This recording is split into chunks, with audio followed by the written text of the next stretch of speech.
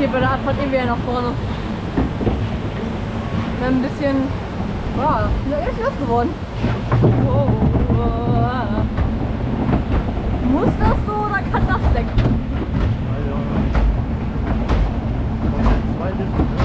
Ja.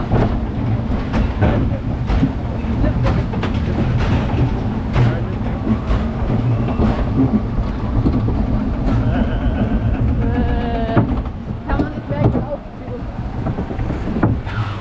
Aber ist ja auch Lift. Mache ich eh wieder so wie immer. Okay, Füße immer rein.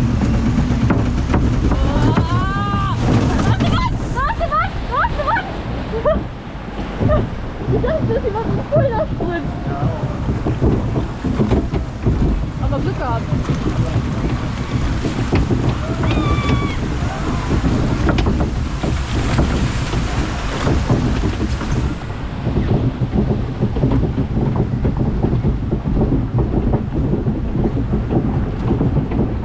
Ganz schön schnell.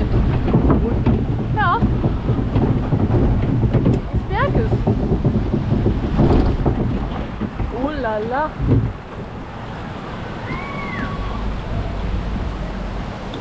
Der Abfall ist ganz schön hoch.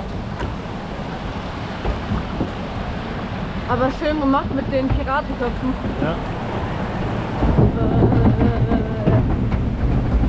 Hoppsala, hoppsala. Ups.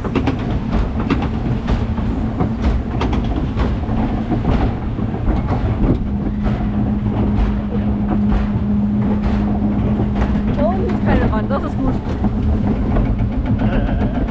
Aber die anderen kamen schon relativ nass hier raus. Oh, wir sind ein bisschen schnell, ne? Ja, wir sind ein bisschen schnell.